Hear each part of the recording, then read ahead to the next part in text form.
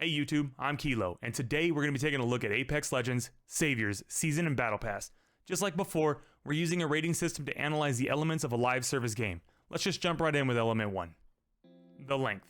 The length of a season is important because if it's too short, not enough people are going to feel like they have enough time to complete all of the levels of the Battle Pass. And if it's too long, too many people are going to feel like there's too much time between new content and likely move on to something else in between your seasons. Apex Legends scores a 9 out of 10.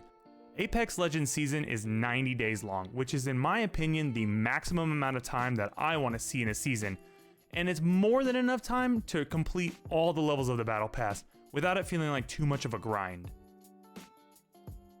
The levels. Again, I think the normal thing people have grown to expect here is 100 levels. Some games offer up bonus levels for going above and beyond, and I think that mechanic helps to cater to the players who are going to spend more time in your game while not punishing people for taking a more casual approach. Apex Legends scores a 9 out of 10 here, mostly because they actually do have 100 levels and a bonus level of 110, but there's nothing between. That level really could have been anything. It could have been 101. Why we went with 110, I don't really know. Because at 110, you get the maximum level banner and another variant of the 100 skin. I mean, it's a pet peeve, I think, really, but it's there.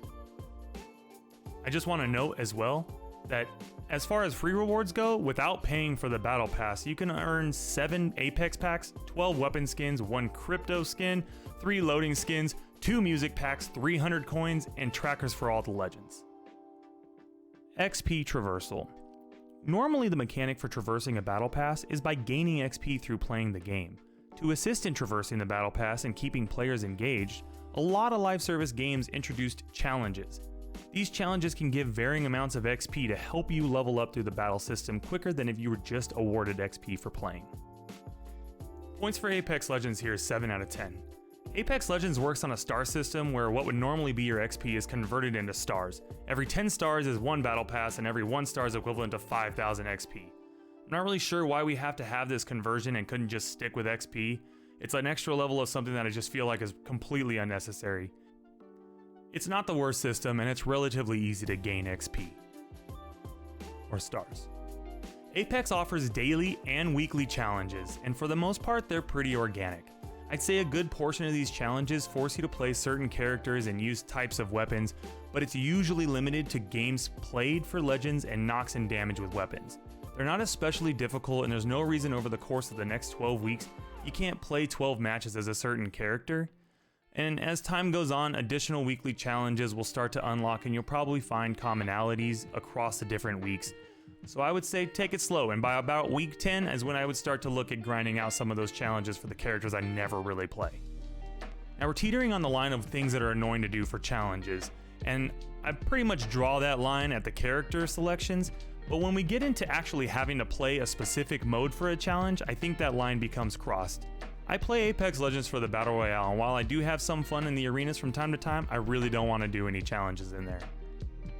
Overall, we're looking at about 8 stars for daily challenges and about 57 stars for weekly challenges, which should net you more than 6 Battle Pass levels alone if you completed them all.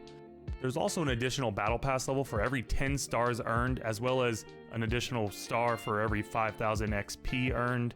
So you should be getting closer to that 13 to 15 Battle Pass levels with every week's challenges completed. Challenges can also be completed without purchasing the Battle Pass, which is nice for those of you who think you might not have enough time and want to wait until the end of the season to see if you'll make it. The next element is theme. Themes are an important engaging element of live service games. They help to engage your audience and give that little extra bit of storytelling. It can also be a fun way to tie in extra elements like real-world seasons, celebrations, and holidays. The points for Apex Legends here is 10 out of 10. Apex Legends does a really good job at developing a theme leading up to a new season and then designing the season around that.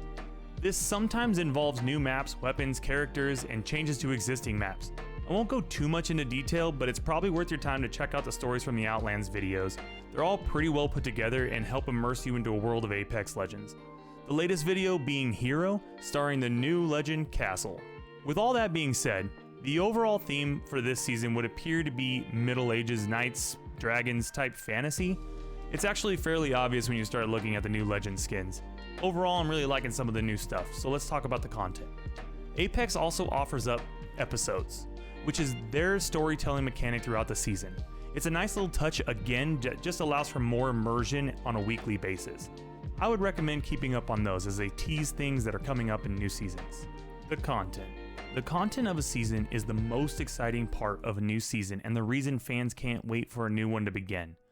With the new season, we get a new battle pass, updates to maps, weapons, characters, and playlists. The items in a battle pass are the main thing gamers are looking at when they're approaching the purchase of one. It's unrealistic to think that there will be 100 completely usable items in the pass, but we should at least maintain the expectation that there is some value for the battle pass as opposed to spending that money in the store. Apex Legends is going to score another 10 out of 10 right here. Apex Legends packs so much content in their season updates, call it a benefit from not releasing it on a weekly or bi-weekly basis. That gives them time to get organized and compile user feedback before pushing content out. We covered the theme of saviors, and I think that some of the legend skins in the battle pass walk the line between Apex Legends universe and the overall fantasy-like theme of the season. This season sees a new defensive character, Castle. Castle has some interesting abilities, and it'll be interesting to see how he will affect the battlefield. There's technically over 100 rewards for completing the battle pass, but a lot of the rewards are legend specific. In addition, you're able to receive your initial investment of 950 Apex tokens plus an additional 350 tokens back. In addition to all the rewards in the battle pass, there's also some interesting map updates to Stormpoint, which include new POIs and a new PvE element. There's also a ton of tweaks to weapons and character abilities, and a few quality of life improvements as well. Overall, Apex Legends scores a 9 out of 10 on my battle pass score. Apex Legends is definitely worth the $10. The amount of content Apex Legends brings to the table with every season is admirable.